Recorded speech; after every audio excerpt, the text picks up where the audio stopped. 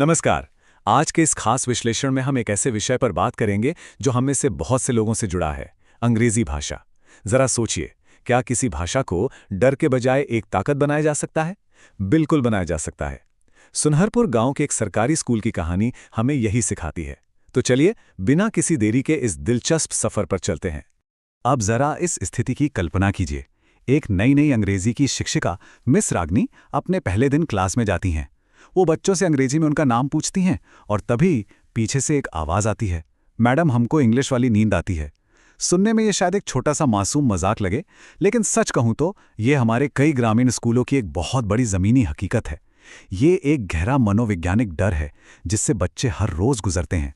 तो सुनहरपुर के क्लासरूम की इस दुविधा को थोड़ा और करीब से समझते हैं। आखिर ग्रामीण इलाकों में अंग्रेजी पढ़ाना इतना मुश्किल क्यों हो जाता है? स्कूल के एक बहुत ही अनुभवी विज्ञान शिक्षक रमाशंकर सर ने इस परेशानी की असली जड़ पकड़ी। होता क्या है कि पारंपरिक तरीके में भाषा को सिर्फ एक विषय या सब्जेक्ट मान लिया जाता है। मतलब टीचर ने वाक्य पढ़ा, उसका हिंदी अनुवाद किया और बच्चों ने उसे बिना समझे चुपचाप कॉपी में उतार लिया। इससे बच्चे क्या बनते हैं? सिर्फ किताबी कीड़े। लेकिन इसका सही तरीका क्या है? सही तरीका है भाषा को एक भाषा की तरह ही पढ़ाना। एक ऐसा खुला माहौल बनाना जहां बच्चे सुने, बोलें और अपने आप उस भाषा का इस्तेमाल करने में पूरी तरह आत्मनिर्भर हो सके। अब आप शायद सोच रहे होंगे कि इसमें नियम कानून कहां से आ गए। चलिए, संवैधानिक अधिकारों और शिक्षा के इस अहम पहलू को देखते हैं। स्कूल की प्रिंसिपल मीना जी का नजरिया यहां बहुत जरूरी है। उनका मानना है कि बच्चों को बिना किसी डर के शिक्षा देना असल में उनके संवैधानिक अधिकारों से जुड़ा हुआ है। हमारे संविधान ने हर बच्चे की शिक्षा को कितनी बारीकी से सुरक्षित किया है, ये देखना वाकई दिलचस्प है। जैसे अनुच्छेद 45 मुफ्त और अनिवार्य शिक्षा की गारंटी देता है, अनुच्छेद 46 कमजोर वर्गों की शिक्षा पर जोर देता है और 29(1) सभी को बराबरी का मौका देता है। पर जो सबसे खास है ना, वो है अनुच्छेद 350।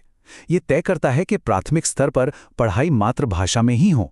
मतलब अगर बच्चा पहले अपनी ही बोली में चीजें समझेगा तो जाहिर सी बात है किसी भी अनजान भाषा का वो जो डर होता है वो अपने आप छूमंतर हो जाएगा। इसके अलावा कुछ और भी जरूरी प्रावधान हैं जिन पर हमारी नजर होनी चाहिए। अनुच्छेद 350(b) भाषाई अल्पसंख्यकों के अधिकारों को बचाता है और 351 हिंदी भाषा के प्रसार को बढ़ावा देता है। साथ ही अनुच्छेद 28 एक धर्मनिरपेक्ष शिक्षा की नींव रखता है जो पूरे समाज को जोड़ती है।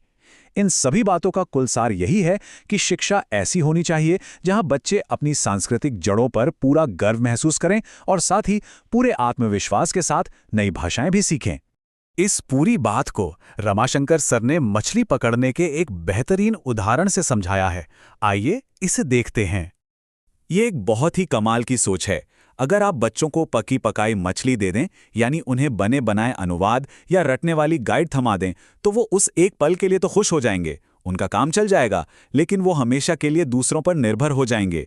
इसके बजाय अगर हम उन्हें खुद मछली पकड़ना सिखा दें, मतलब बुनियादी कौशल जैसे सुनना, बोलना, पढ़ना और लिखना सिखा दें, तो हम उन्हें जिंदगी भर के लिए आत्मनिर्भर बना रहे हैं। किसी भी भाषा को सिखाने का असली लक्ष्य बिल्कुल यही होना चाहिए। और जब बच्चों को खुद मछली पकड़ना आ जाता है, तब अंग्रेजी सिर्फ एक पास करने वाला सब्जेक्ट नहीं रह जाती, वो असल में एक मास्टर की बन जाती है। एक ऐसी चाबी जो आज के इस तेज तर्रार दुनिया में विज्ञान, टेक्नोलॉजी और बेहतरीन रोजगार के अनगिनत दरवाजे खोल सकती है। लेकिन हाँ, ये चाबी तभी काम करती है जब बच्चे इसे खुद अपने हाथों से इस्तेमाल करना सीखें। तो अब सवाल यह है कि इन बड़ी बड़ी सैद्धांतिक बातों को असल क्लासरूम में कैसे उतारा गया। चलिए LSRW एक्शन प्लान पर एक नजर डालते हैं। रागिनी मैम ने इस पूरी प्रक्रिया को एक मजेदार खेल में बदल दिया। उन्होंने हफ्ते के दिनों को अलग अलग स्किल्स के हिसाब से बांट दिया। जैसे सोमवार का दिन तय हुआ सुनने के लिए, जहां बच्चे कहानियां और आसपास की आवाजें सुनते। मंगलवार बना बोलने का दिन, बिना किसी डर या झिझक के समूहों में बातचीत करने के लिए। बुधवार को पढ़ने की बारी आती, जहां उन्हें तेजी से जानकारी ढूंढना यानी स्किमिंग और स्कैनिंग सिखाया जाता। और फिर गुरुवार था लिखने के लिए, योजना बनाने से लेकर फाइनल ड्राफ्ट तक।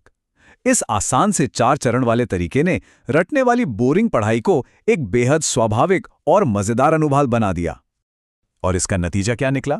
बच्चों ने खुद अपना एक जोश से भरा नारा बना लिया। सुने, बोलें, पढ़ें, लिखें, अंग्रेजी का डर निकाल फेंकें। जरा सोचिए, जो क्लास पहले अंग्रेजी का नाम सुनते ही सो जाती थी, अब वही क्लास पूरे जोर शोर से इसका जश्न मना रही थी। ये इस बात का पक्का सबूत है कि जब पढ़ाने का तरीका सही होता है तो डर गायब हो जाता है और आत्मविश्वास की जीत होती है। लेकिन क्या ये सब सिर्फ एक अंग्रेजी टीचर अकेले कर सकती है? यहीं पर पाठ्यक्रम के आर पार भाषा का कॉन्सेप्ट आता है। सीधी सी बात है, भाषा का विकास सिर्फ भाषा की क्लास तक सीमित नहीं रह सकता। इसका एक बहुत अच्छा उदाहरण सुनहरेपुर में ही देखने को मिला। जब साइंस वाले रमाशंकर सर ने प्रकाश संश्लेषण पढ़ाया तो उन्होंने बच्चों से सिर्फ अंग्रेजी का शब्द फोटोसिंथेसिस रटने को नहीं कहा। उन्होंने पहले पूरी प्रक्रिया बच्चों को मातृभाषा में समझाई और फिर उन्हें खुद अंग्रेजी में उसकी परिभाषा लिखने को प्रेरित किया। देखिए, विज्ञान पढ़ाते पढ़ाते उन्होंने बच्चों की भाषा भी निखार दी। इसी से जुड़ा एक और बहुत ही अहम कॉन्सेप्ट है इंग्लिश अक्रॉस द करिकुलम या EAC। इसका सीधा सा मतलब है कि अंग्रेजी टीचर, जैसे हमारी रागिनी मैम, बच्चों को भाषा के नए कौशल सिखाएंगी और फिर चाहे वो इतिहास के टीचर हों, भूगोल के या गणित के, बाकी सारे टीचर अपनी क्लास में उन कौशलों का अभ्यास करवाएंगे। मुख्य बात यही है कि जब तक भाषा की शिक्षा पूरे स्कूल के पाठ्यक्रम की रग रग में नहीं बसेगी, तब तक उसका पूरा और स्थायी असर नहीं दिखेगा। सुनहरपुर की इस शानदार यात्रा से हमें बहुत कुछ सीखने को मिलता है। तो इस पूरे विश्लेषण को समेटते हुए एक बहुत बड़ा और गहरा सवाल हमारे सामने आता है।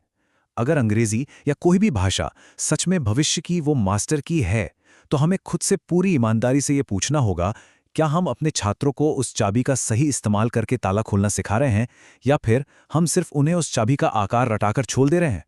भाषा को कभी भी रटने की चीज मत बनने दीजिए। इसे आत्मनिर्भरता और सशक्तिकरण का सबसे बड़ा जरिया बनाइए। इसी विचारोत्तेजक सवाल के साथ हम आज के इस सफर को यहीं खत्म करते हैं। उम्मीद है आज की इस चर्चा ने आपको इस विषय पर सोचने का एक नया और स्पष्ट नजरिया जरूर दिया होगा।